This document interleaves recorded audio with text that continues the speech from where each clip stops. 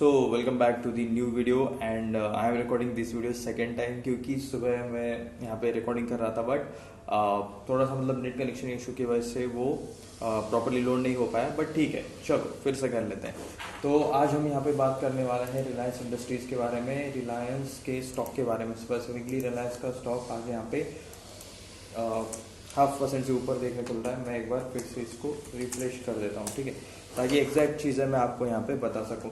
तो 1526 के आसपास आपको यहाँ पे रिलायंस देखने को मिल रहा है। 0.5% का तेजी है, 0.53% का। तो कुछ चीज़ें जो हम यहाँ पे रिलायंस के बारे में डिस्कस करने वाले हैं, ठीक है। तो यहाँ पे अपस्टॉक्स का एक आर्टिकल है, 2025 में यहाँ पे रिलायंस ने 25% का अब तक गेन दिया है, यानी कि जनवरी से लेकर अब तक, अभी जुलाई का यहाँ पे 3rd ऑफ मंथ चल रहा होगा, तो 25% यहाँ पे रिलायंस ने अब तक यहाँ पे बना के दिए हैं। लास्ट टाइम तो 2024 में माइनस में गया था, ठीक है, पूरा एक साल का डेटा निकालो, माइनस रिटर्न दिए थे 2024 में रिलायंस ने। एंड कुछ यहाँ पे अपडेट्स है रिलायंस इंडस्ट्रीज के बारे में। ये जो सारी चीज़ें हम यहाँ पे इस वीडियो में बात करने वाले हैं, ये ऑल बाय सोर्सेस है, ऑल बाय रिसर्च है। रिलायंस ने अब तक ऑफिशियली इसके बारे में कुछ बताया नहीं है, ठीक है। वो बाद में जब मतलब चीज़ें उनकी रेडी होगी तब वो ऑफिशियल कुछ डालेंगे, ऑफिशियल लेटर डालेंगे, पीडीएफ डालेंगे एनएससी बीएससी पर।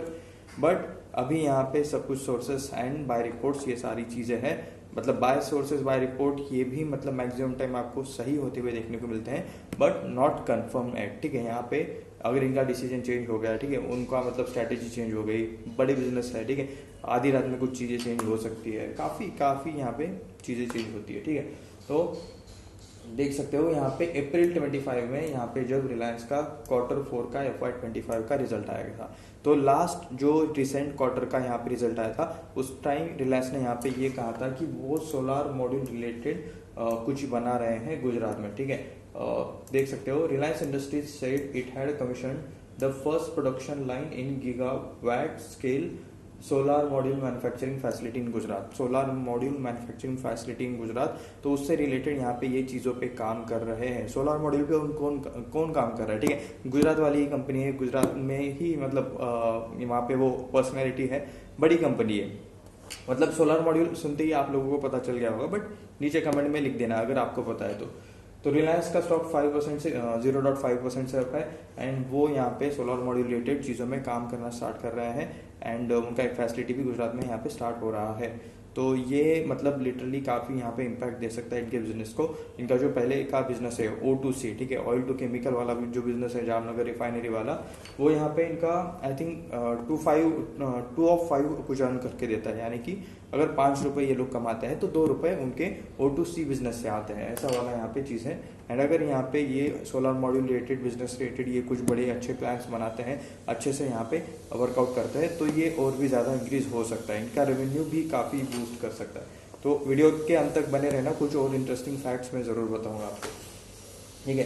परफॉर्मेंस आपको रिलायंस का आपको कैसा देखने को मिल रहा है? ओके, ये साल में तो ठीक ठाक है, 25% इन जनवरी से यहाँ थी, मतलब आधा साल हो चुका है, ठीक है। तो आधे साल में 25%, ये बाय द वे लक की बात है, ऐसा इतना ज़्यादा यहाँ पे रिटर्न नहीं मिलता, ठीक है। लोगों को पता नहीं क्या एक दिन में डबल करना रहता है, लेकिन लक अच्छा था, किस्मत ने साथ दी, तो यहाँ पे 25% इसलिए बना है क्योंकि लास्ट ईयर में रिटर्न्स नहीं बने थे, लास्ट ईयर में नेगेटिव रिटर्न्स बने थे, ठीक है।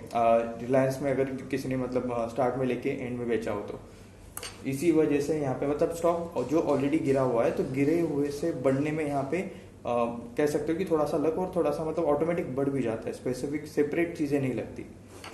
एंड अगर जो लोग हाई जाने पर मतलब हाई पे जाने पर खरीदते हैं और नीचे बेचते हैं, ऐसे भी लोग हैं, काफ़ी है, मतलब जिसको देखो 70% ऐसे ही मिलेंगे। Large cap stock and heavy weight scrip benchmark in SS BSC Sensex index okay rallied impressive 25%, ठीक है। चलो conglomerate delivered negative returns, last time इन्होंने नेगेटिव रिटर्न्स दिए थे, यही यहाँ पे बताया जा रहा है। कितना यहाँ पे नेगेटिव था लास्ट 2024 में? 5.95%, अप्रोक्सीमेटली 6%, ठीक है, during the 12 month period. And 1292। किस किस को याद है रिलायंस का यहाँ पे प्राइस 2800 2700 के आसपास रहता था, एंड वहाँ से मुझे एग्जैक्टली याद है 2750 या फिर 60 के पास जब था, तब यहाँ पे जो फाइनेंशियल्स डिमर्ज हुआ था, एंड उसके बाद यहाँ पे फिर से रिलायंस का स्टॉक का प्राइस 2500 हुआ था, एंड उसके बाद यहाँ पे जो कुछ बोनस ऑफ स्प्लिट एक्शन हुआ है उसकी वजह से यहाँ पे 1 के 2 शेयर हुए हैं, एंड नाउ ये यहाँ पे 1200 300 के रेंज में घूम रहा है। अभी कितना है 1526 के आसपास। तो थोड़ा सा ये पुराना, मतलब जिसके पास लॉन्ग टर्म से ये रिलायंस इंडस्ट्रीज है, ठीक है, उनको ये चीज़ें पता होगी, एंड जो डेली भाव लेके इधर उधर बेचते रहते हैं उनका तो छोड़ ही दो। December 29 considered was Friday, okay, next to, ठीक है, according to reports stock closing 200, marginal fall off, ठीक है, steady performance in significance, the performance of Reliance Industry 200। Here is a 5 development needs। तो यहाँ पे कुछ चीज़ें हो रही है FMCG, ठीक है, रिलायंस रिस्ट्रक्चरिंग इन FMCG बिजनेस, ठीक है, काफ़ी कंपनीज आजकल रिस्ट्रक्चरिंग कर रहे हैं। यहाँ पे लास्ट अगर रिसेंट में एग्जांपल दूँ तो इन्होंने रिस्ट्रक्चरिंग की है, क्या बोलता है, रेमंड्स, ठीक है, रेमंड्स ने यहाँ पे उनका रियल्टी बिजनेस यहाँ पे सेपरेट डिमर्ज कर दिया, डिमर्ज करके लिस्ट भी कर दिया, एंड नाउ रियल्टी बिजनेस को यहाँ पे अगर किसी को सिर्फ रियल्टी में इन्वेस्ट करना है तो रियल्टी में जा सकता है। रियल्टी जो बिजनेस है वो मेन उनके बिजनेस को थोड़ा सा स्लो कर रहा था, ऐसा मुझे लगता है। आपको क्या लगता है नीचे कमेंट में ज़रूर बताना। एंड वैसे यहाँ पे कुछ भी बाय सेल का रिकमेंडेशन नहीं है, ये वीडियो सिर्फ रिसर्च एंड एजुकेशनल पर्पज़ के लिए है, ये भी मैं आपको यहाँ पे डिस्क्लेमर दे देता हूँ। तो इस वजह से मतलब जब भी यहाँ पे एक बंच ऑफ ग्रुप का यहाँ पे अलग अलग बिजनेसेस रहते हैं, सारे एक स्टॉक के अंडर मैनेज होते हैं, जब यहाँ पे उनको अलग अलग लिस्ट किया जाता है तो यहाँ पे वैल्यू अनलॉकिंग होती है। यानी कि कैसा रहता है कि एक एग्जांपल से समझ लो, आईटीसी का बिजनेस था, ठीक है, आईटीसी के 2 बिजनेसेस थे, एक है यहाँ पे होटलिंग वाला बिजनेस एंड सेकंड है यहाँ पे सिगरेट मैन्युफैक्चरिंग वाला। तो जिसको सिर्फ होटलिंग बिजनेस में इन्वेस्ट करना है, ठीक है, अभी कुछ लोग ऐसे रहते हैं जिनको सिगरेट रिलेटेड चीज़ें पसंद नहीं रहती, इसलिए वो उस स्टॉक में इन्वेस्ट नहीं करते, लेकिन उन्हें अगर होटलिंग बिजनेस में इन्वेस्ट करना है तो उनके पास यहाँ पे सेकंड चॉइस नहीं थी, सेकंड ऑप्शन नहीं था। लेकिन अब यहाँ पे वो बिजनेस सेपरेटली लिस्ट हो चुका है, होटलिंग वाला बिजनेस, और सिगरेट रिलेटेड जो बिजनेस है वो सेपरेट है। तो अब लोगों के पास यहाँ पे ऑप्शन है कि वो होटलिंग वाले बिजनेस में बिना दिक्कत इन्वेस्ट कर सकते हैं। अदरवाइज पहले अगर करना था तो मतलब उनके ना चाहते हुए भी वहाँ पे जो सिगरेट रिलेटेड जो मैन्युफैक्चरिंग वाला बिजनेस है वहाँ पे पैसे लग जाते थे उनके। तो ये वाली चीज़ें रहती है, तो ये हमेशा याद रखिए। इसकी वजह से यहाँ पे वैल्यू अनलॉकिंग की जाती है, एंड जब वैल्यू या फिर सेपरेट अगर कंपनीज बनती है तो वहाँ पे उन्हें ज़्यादा फोकस भी मिलता है उस सेक्टर में, इन्वेस्टर्स भी ज़्यादा यहाँ पे आते हैं स्पेसिफिक जो बिजनेस पे काम करते हैं इसके लिए। आगे चलते हैं, आगे की बातें पढ़ते हैं। तो एक रिलायंस इंडस्ट्रीज रिलेटेड अपडेट ये है कि इनके जो FMCG में काम करने वाली कुछ कंपनीज हैं तो ये इनका एक बंच बना सकते हैं, ठीक है। FMCG में इनके काफ़ी ब्रांड्स हैं, रिलायंस रिटेल में जाओगे तो आपको काफ़ी देखने को मिल जाएंगे। तो इन्हें ये मतलब ये पूरा का पूरा जो कुछ इंपॉर्टेंट इनके प्रोडक्ट्स है उनका बंच बनाएंगे एंड उन्हें सेपरेटली लिस्ट करेंगे, ऐसा इनका यहाँ पे प्लानिंग चल रहा है। ये बाय रिपोर्ट्स है, ठीक है, कंफर्म मत मान लेना अभी के अभी।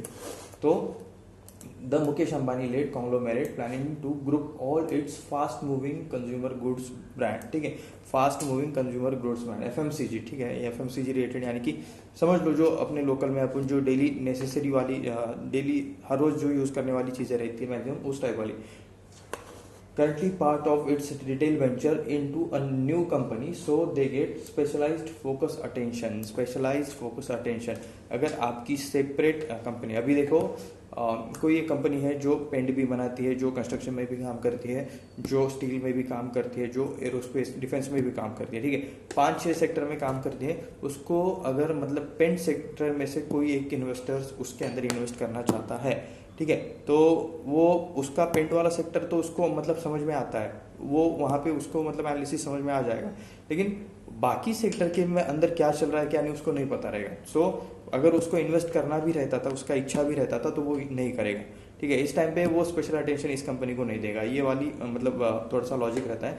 एंड अब अगर यहाँ पे ये सेपरेटली इसके अंदर काम कर रहे हैं, ठीक है, सिर्फ अगर ये पेंट में काम कर रहे हैं तो अभी ये ऐसा मतलब ये नहीं है कि ये लोग पेंट में काम कर रहे हैं, मैं आपको एग्जांपल दे रहा हूँ ये, ठीक है। तो अगर कोई कंपनी स्पेसिफिकली अब सिर्फ उन्होंने सारे बिजनेस अलग कर दिए एंड पेंट का भी बिजनेस अलग कर दिया, तो वो इन्वेस्टर डायरेक्टली जाके उस कंपनी के अंदर चीज़ें देख सकता है, वो उस मतलब कंपनी को एनालिसिस करके वो आगे की प्रोसेस कर सकता है, ठीक है। स्पेशल अटेंशन यहाँ पे उन्हें मिल रहा है। तो ऐसे ही मतलब डिफरेंट यहाँ पे फायदे रहते हैं, अलग अलग चीज़ें रहते हैं। Specialised and focus attention related, मतलब आप समझ लो अभी ये क्या यहाँ पे, ठीक है। वर्ड्स नहीं, फीलिंग समझो। Beside drawing investors focused on this segment, ठीक है। सेगमेंट रिलेटेड जो कुछ इन्वेस्टर्स हैं वो स्पेसिफिकली यहाँ पे फोकस करेंगे। The products according to the report currently with Reliance Retail Ventures, okay. कौन सी ऐसी 3 कंपनीज है जो यहाँ पे मर्ज हो सकती है, ठीक है, या फिर इन्हें ग्रुप किया जा सकता है by sources. Again I am saying it's all by sources, ठीक है, नॉट ऑफिशियल येट। तो with Reliance Retail Ventures, okay, RRVL। Second company है रिलायंस रिटेल लिमिटेड। उसके बाद थर्ड है रिलायंस कंज्यूमर प्रोडक्ट्स, ठीक है, RCPL एंड RRL। एंड सबसे फर्स्ट जो बता था RRVL, याद रखना। The unit that's going to house the FMCG brands to be called new Reliance Consumer Products, okay. तो यहाँ पे जो नई कंपनी बनेगी इन तीनों को मर्ज करके, तो वो रहेगी न्यू रिलायंस कंज्यूमर प्रोडक्ट्स। पहले यहाँ पे रिलायंस कंज्यूमर प्रोडक्ट्स ऑलरेडी एक कंपनी थी जिसे RCPL कहते थे, एंड अभी जो बनेगी वो होगी न्यू रिलायंस कंज्यूमर प्रोडक्ट्स। उसके बाद will be direct subsidiary of Reliance, RIL, ठीक है, RIL यानी कि रिलायंस इंडस्ट्रीज, एंड ये डायरेक्टली रिलायंस की सब्सिडीज रहेगी, रिलायंस इंडस्ट्रीज की सब्सिडी रहेगी। And much like Jio platform, जो भी अभी सेम तो जियो भी अभी सेम उस टाइप वाला प्लेटफॉर्म है जो कि मतलब रिलायंस इंडस्ट्रीज का यहाँ पे सब्सिडी आपको देखने को मिल रहा है। And this things this is being done by simplify the business, okay. Business simplify हो सकते हैं, स्पेसिफिक बात है, देखो। अगर मतलब बिजनेस सेपरेट रहेंगे, मैनेजमेंट अलग रहेगा, ठीक ठाक से काम कर पाएगा, खिचड़ी कम बनेगी, एंड प्रॉपर एक स्पेसिफिक अलग डिश बनाने में अलग स्पेशलाइजेशन वाली डिश है, वो स्पेसिफिक ज़्यादा अच्छी से परफेक्टली बनेगी। यहाँ इस एग्जाम्पल से तो समझ में आ गया होगा।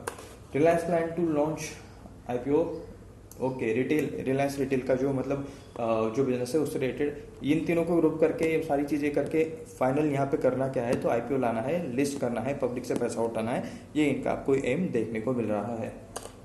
सेकेंड, रिलायंस जियो IPO, यहाँ पे आती है मेन बात। ये इंडिया का बेस्ट ऑफ द IPO बन सकता है, सबसे बिगेस्ट आपको ये IPO देखने को मिल सकता है, ठीक है। Investors are wait watch mode for the initial public offering of the company's telecom arm, okay. The much awaited IPO is set to launch second half of 2025। अभी 2025 का सेकेंड हाफ स्टार्ट हो चुका है, आज है यहाँ पे 3rd जुलाई। 3rd जुलाई के आगे यहाँ पे आने वाले जो मतलब कुछ भी 5-6 महीने हैं, ठीक है, बचे हुए, तो उसके अंदर यहाँ पे हम यहाँ पे देख सकते हो कि मतलब IPO आ सकता है।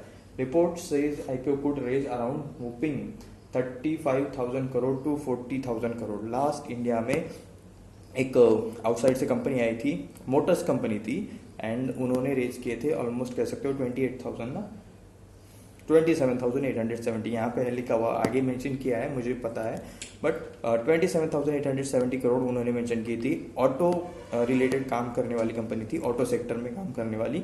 कमेंट करके लिख देना कौन सी कंपनी थी। एंड पूरा ऑफर फॉर सेल था, सब माल इंडियंस को चिपका के वो लोग पैसा ले गए 27,870 करोड़। तो मतलब कंपनी की बुराई वगैरह ऐसा वाला चीज़ नहीं है, बस मैं बता रहा हूँ आपको, ठीक है। तो ये अब तक का बड़ा IPO था, सबसे बड़ा इंडिया में। एंड इसके बाद अगर कुछ आएगा इससे बड़ा तो ये रहेगा जो इसका IPO टेलीकॉम, जियो टेलीकॉम का IPO, ठीक है, जो कि 35,000 to 40,000 करोड़ का यहाँ पे फंड जमा कर सकता है। एनीवे, चलो यहाँ पे अप्लाई करने का रिकमेंडेशन नहीं है। पहले ये वीडियो सिर्फ रिसर्च एंड एजुकेशनल पर्पज़ के लिए है। आप पहले डेटा समझो, रिसर्च समझो, सारी चीज़ें समझो, उसके बाद मतलब आपका जो मतलब माइंड कहता है उसके हिसाब से आपके फाइनेंशियल एडवाइजर से बात करके आगे बढ़ो, ठीक है। लेकिन take this only for the research purpose. Expected to be largest IPO in the history of India, अब तक के हिस्ट्री के अंदर सबसे लार्जेस्ट IPO हो सकता है। आने वाला तो किसको पता है, ठीक है, क्या पता इससे भी बहुत कुछ बड़ा देखने को मिल जाए। 2025 में तो क्या क्या देखने को मिल रहा है। तो surpassing Hyundai motors Indian IPO 27,870 dollars में देखेंगे तो $3.3 billion in October 2024। Reliance Jio IPO would not only break Dalal Street record, ये सिर्फ दलाल स्ट्रीट के रिकॉर्ड नहीं ब्रेक करेगा, but could also boost investors' confidence in India's equity market. This will also boost India's investors' confidence. तो ऐसा इन्होंने लिखा है, क्या होगा नीचे कमेंट करके लिख देना। The telecom giant is targeting a massive 10 lakh crore valuation. ये कंपनीज ऐसी है, डायरेक्ट एंटर मार्केट में एंटर होती ही लार्ज कैप में एंट्री हो जाएंगी इनकी, ठीक है। जोमेटो याद होगा, जोमेटो भी मतलब लिस्ट होती है, मतलब देख सकते हो लार्ज कैप में है, अभी तो निफ्टी 50 का पार्ट है। बाय द वे जोमेटो का नेम चेंज हो चुका है, ठीक है। उसका आप मुझे नेम क्या है अभी का नीचे कमेंट करके बता देना। एंड सेकेंड, और कोई तो कंपनी थी जो लिस्ट होती है, ओके, इसी से डीमर्ज हुई वाली कंपनी, ठीक है। नेम ऑलरेडी मैं बता चुका हूँ 2-3 बार, इस वीडियो में आ चुका है नेम। तो वो डिमर्ज हो गई थी, एंड डिमर्ज होने के बाद एंड अब तो देख सकते हो लिटरली हर रोज न्यूज़ में आ रही है। रिकमेंडेशन नहीं कर दे रहा हूँ मैं, बट डेली न्यूज़ में आती है, ठीक है, वो कंपनी। एंड चलो उनसे रिलेटेड उन्होंने एक अभी डेफ फंड रिलेटेड एक स्कीम ओपन की है, शायद अभी भी ओपन है या फिर क्लोज हो गई होगी, बट उनका बिजनेस धीरे धीरे करके स्टार्ट हो रहा है। उन्हें अभी जस्ट वो ब्रोकिंग वाला लाइसेंस मिला है सेबी से, एंड बाकी मनी लेंडिंग में, पेमेंट गेटवे में काम करें। अब तक मतलब अगर आप मेरे वीडियोस कंटिन्यू देखते हो तो अब तक तो आपको पता चल गया होगा, नीचे कमेंट कर देना। तो मैं बस इसलिए ये बता रहा था क्योंकि मतलब कंपनीज आने वाली भी कुछ ऐसी कंपनीज रहेगी जो यहाँ पे लिस्ट होगी एंड डायरेक्ट लार्ज कैप्स में एंटर करेगी, ठीक है। वो कंपनीज में यहाँ पे आपको जियो टेलीकॉम का भी नाम देखने को मिल रहा है। Jio telecom is the same like that company, ठीक है, जिनका वैल्यूएशन हाई रहेगा। ओके, यहाँ पे बहुत चीजें देखने को मिल रही है आपको, combination of both fresh issue and offer for sale. तो दोनों चीजें रहेगी, कुछ पैसा यहाँ पे कंपनी के खाते में जाएगा, कुछ प्रमोटर्स के पॉकेट में भी जाते हुए देखने को मिल रहा है। कुछ एग्जिस्टिंग जो कुछ शेयर होल्डर्स है, जो इन्वेस्टर्स है, वो शायद अपना स्टेक बेच दे, ठीक है। Anyways, pre IPO placement for a close group of investor, pre IPO यहाँ पे प्लेसमेंट भी रहेगा फॉर सम इन्वेस्टर्स। जो तो इससे ना बाय द वे मतलब जियो का जो टेलीकॉम वेंचर वेंचर है उसको काफ़ी फायदा होगा। मतलब सोचो यहाँ पे इतना पैसा उनके पास आ रहा है, एंड इससे ये लोग क्या करेंगे, boost AI driven technology, smart devices, इनके जियो के रिलेटेड जो बिजनेसेस चल रहे हैं उसमें यहाँ पे ये बूस्ट करने का ट्राई करेंगे, बिजनेस को और एक्सपांड करने का ट्राई करेंगे specifically, and expand it's 5G roll out further strengthening its position in the telecom and tech space. तो टेलीकॉम में काम करते करते अगर ये टेक में घुस गए, बवाल चीज़ें हो सकती है। डिस्क्लेमर, कुछ भी रिकमेंडेशन नहीं है। तो RIL solar push is a big positive. तो सोलार में ये लोग जो काम कर रहे हैं, ठीक है, सोलार में ऑलरेडी एक कंपनी काम कर रही है गुजरात की, नीचे कमेंट कर देना, बहुत जाने तो ज़्यादा कमेंट्स हो जाएंगे, ठीक है, मत सोचो। अप्रैल 2025 में यहाँ पे लास्ट जो क्वार्टर का यहाँ पे रिजल्ट आया था, तो वहाँ पे उन्होंने कहा था कि वो सोलार मॉड्यूल मैन्युफैक्चरिंग में भी काम करने वाले हैं। तो उनका मतलब गुजरात में उस प्लांट रिलेटेड चीज़ें चल रही है, शायद स्टार्ट हो गया है नहीं हुआ है मुझे कंफर्म पता नहीं है, बट अगर ये लोग इसमें काम कर रहे हैं तो ये यहाँ पे काफ़ी बड़ी अपॉर्चुनिटी इनके लिए खुल सकती है। The facility has a initial production capacity of 10 gigawatt per year. Okay, जो अभी की फैसिलिटी है उसका यहाँ पे कैपेसिटी देख सकते हो 10 gigawatt per year, and being roll out in phases, यानी कि फेजेस से स्टेप बाय स्टेप इसका काम चल रहा है। The facility will produce 720 WP hetero junction technology, ठीक है, HETEROJUN CTION, सॉरी मैंने प्रॉपर प्रोनाउंस नहीं किया ना, मुझे आता है, जिस किसी को उस वर्ड का मीनिंग पता है नीचे कमेंट कर देना, ठीक है। तो ये यहाँ पे 720 WP हेटेरो जंक्शन टेक्नोलॉजी है कुछ यहाँ पे सोलर मॉड्यूल रिलेटेड, जिसे कि शॉर्ट में EHJT भी यहाँ पे इन्होंने लिखा है। तो उस रिलेटेड यहाँ पे कुछ चीज़ें यहाँ पे ये लोग कर रहे हैं। The facility allows for the expansion up to 20 gigawatt as required. तो यहाँ पे देख सकते हो 20 गीगावाट के आसपास यहाँ पे रिक्वायरमेंट है। ओके, ये CNBC TV 18 ने रिपोर्ट किया है कि नुआमा ने कहा है कि Reliance Industries has begun external sales of solar modules, ठीक है, एक्सटर्नल सेल्स ये लोग कर रहे हैं, which is forecast could add 6% to profit and unlock a huge valuation upside. तो ये लोग जो कुछ भी चीज़ें यहाँ पे बेच रहे हैं, external sale of solar modules, इससे यहाँ पे फोरकास्ट किया है, ठीक है, यहाँ पे बताया जा रहा है, ऐसा नहीं कि प्रॉफिट अभी हो रहा है या फिर कंफर्म होने वाला है।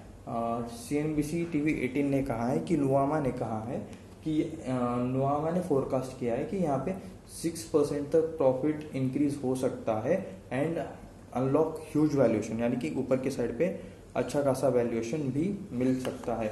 Comparable to peers such as Waaree Energies and Premier Energies. दो कंपनीज के नाम देखने को मिल रहे हैं, इन जैसा काम मतलब रिलायंस कर सकती है, समझ लो वारी Energies and Premier energies. Recommendation कुछ भी नहीं है, डिस्क्लेमर। एंड तो ये जो कंपनीज काम करती हैं उन्हीं के जैसा ये काम कर सकता है, बस ये यहाँ पे इस टाइप वाला थोड़ा सा बिजनेस समझ लो, ठीक है। Nuvama according to the report said RIL new energy roll out could boost profit by over 50% while also triggering a broader valuation uplift including for its oil to chemical segment। oil to chemical segment में भी यहाँ पे मतलब क्या यहाँ पे चीजें लिखी है, energy roll out could boost profit over by 50%। तो ये जो मतलब एनर्जी रिलेटेड ये लोग चीजें कर रहे हैं, 50% से यहाँ पे प्रॉफिट इंक्रीज हो सकता है, इतना होगा या फिर मैं गलत पढ़ रहा हूँ।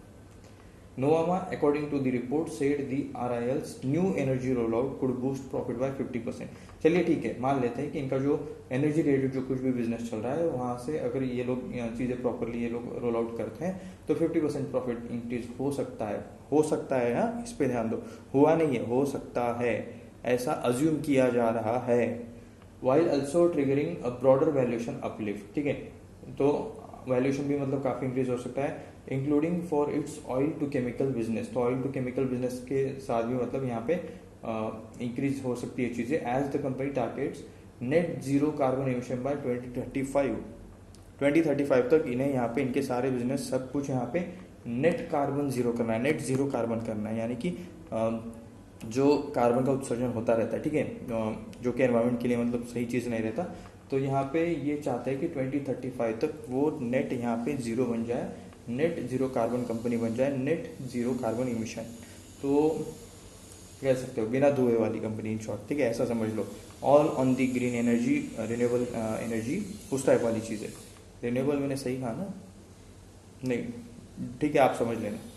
The O2C segment currently contribute 2/5 of EBITDA। Okay, O2C business से यहाँ पे इन्हें जो कुछ भी रेवेन्यू या प्रॉफिट है, ओके, EBITDA के बारे में बात करें तो सेम प्रॉफिट के हिसाब से समझ लेना।